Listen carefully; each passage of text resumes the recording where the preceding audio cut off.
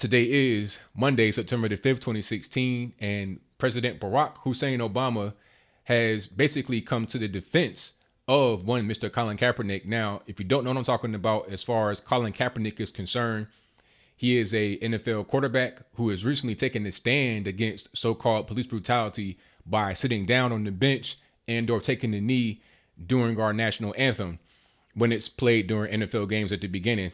Barack Obama essentially endorsing that behavior does not come as a surprise to me, but I'm going to tell you why after the clip.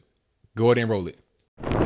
You know, I got to confess that I haven't been thinking about football while I've been over here, and I haven't been following this closely, but my understanding at least is that he's exercising his constitutional right to make a statement.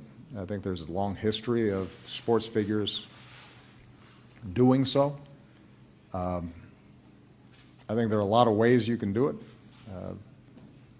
As a general matter, when it comes to the flag and the national anthem and the meaning that holds for our men and women in uniform and those who fought for us,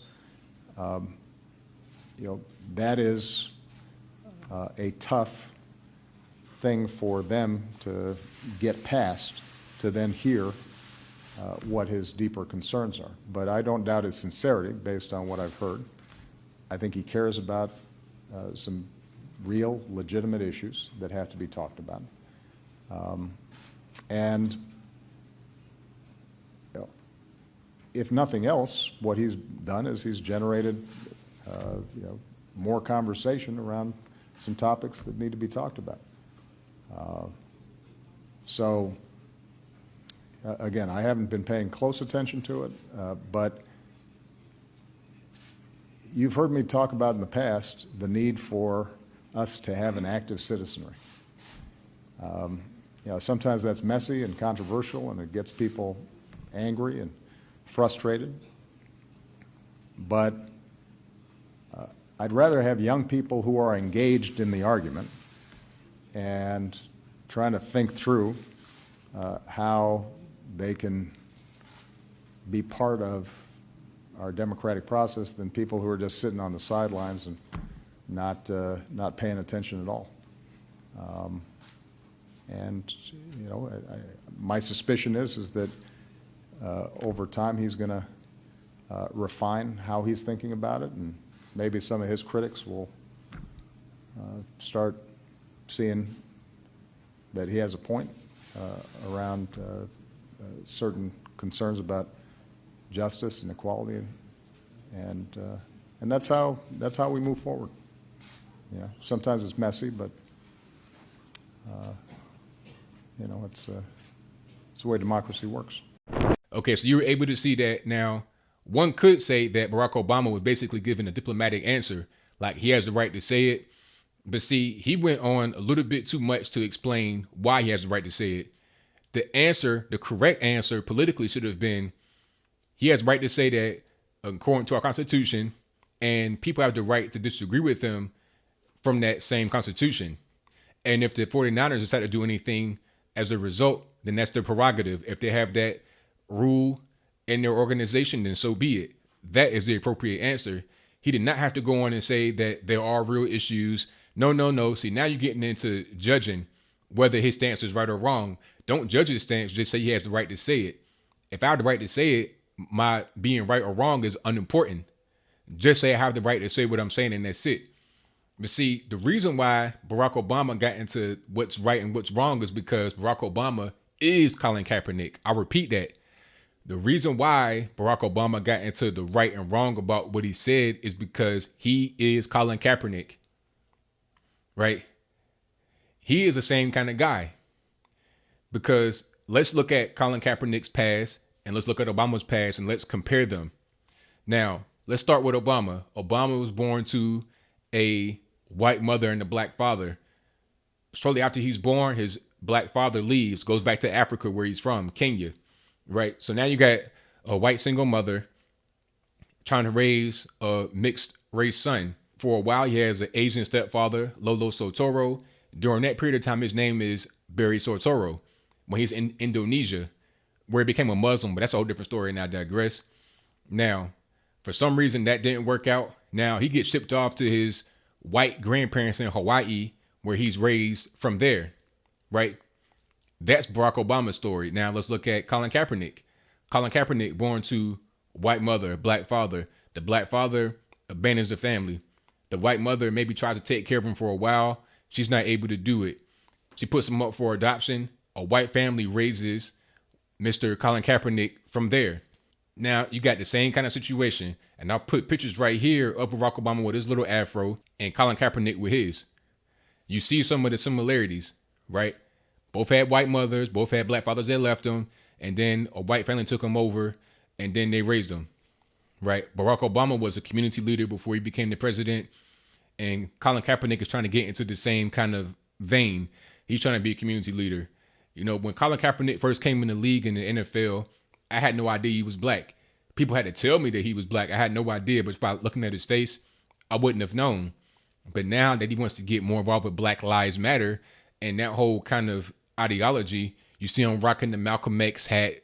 You see him, you know, with his facial hair out, with his afro big, you know, just trying to identity signal. That's what I call it.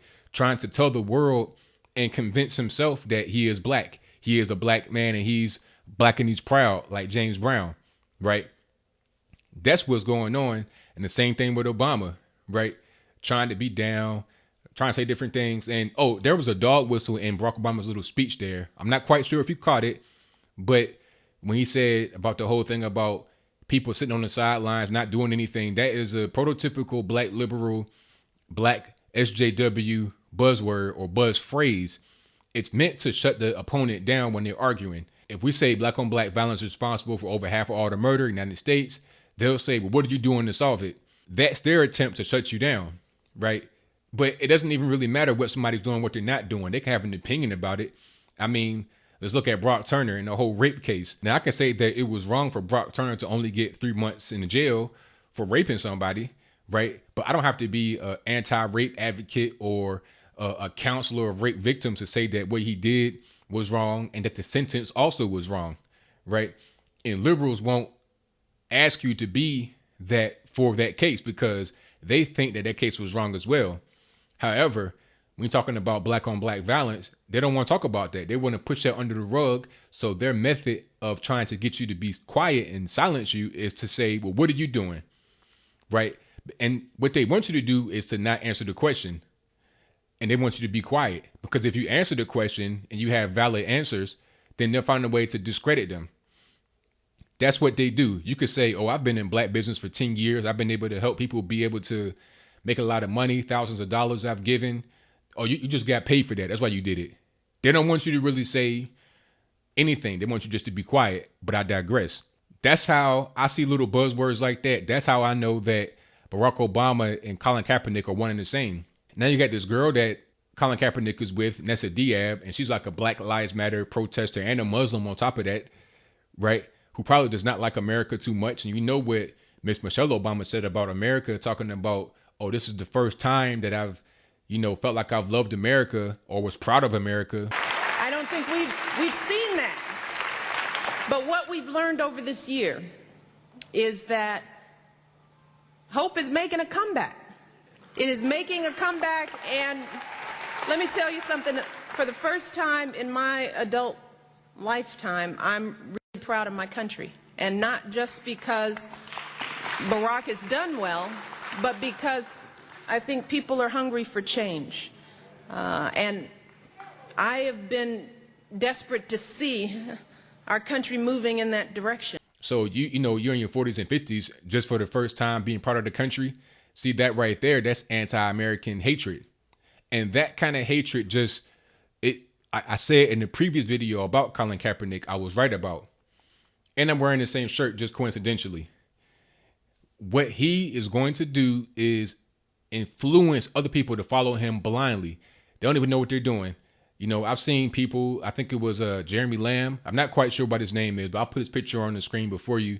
And there was also a young lady in professional soccer in the U.S. who took a knee on the field I read a story somewhere where it was like a bunch of kids in middle school that also took a knee before the national anthem during their class in school. All of that kind of stuff is going on because of Colin Kaepernick having a high platform. There's also been entertainers wearing his jersey during their performances. I call all of that coming. I knew it was going to happen because I know the black community like the back of my hand. I know it. This is what I know.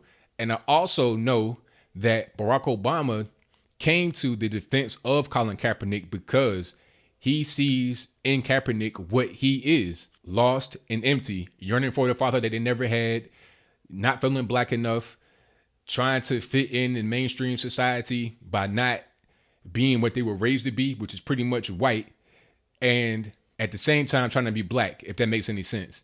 They're trying to be what they think being black is. When's the last time you've seen anybody with an afro that was neatly picked out like that? See, he's trying to be what he thinks being black is. But there is no such thing. I mean, you are what you are. You just behave as yourself. It just so happens that a lot of black folks behave similarly, but you can't just try to make yourself behave that way. It's a natural thing. Nobody gets up in the morning and says, okay, I'm gonna just put on the black face and just try to behave as a black person. That's how you were raised up. It's how you were reared. That's pretty much what it is. It's just like trying to get up in the morning and speak a different language. You speak the languages you speak. I mean, it is what it is. Or have a different accent. It doesn't work like that. This whole thing from Obama, predictable because Obama is Kaepernick. What do you think? Do you think that this assertion of what happened, my assertion of what happened, or what's going on is accurate? Do you think that Obama sees in Kaepernick what he is himself? Or do you think I'm incorrect? Am I Uncle Tom or a coon or something like that? And I see those comments, are you a coon? But when I see that, I think low IQ. I think this person does not have an IQ that is in the triple digits. And if I'm wrong about that, prove it. Give me a sound argument in the comments below. And that's all I got to say for this video. If you like what you heard, please comment, rate, share, and subscribe. Peace.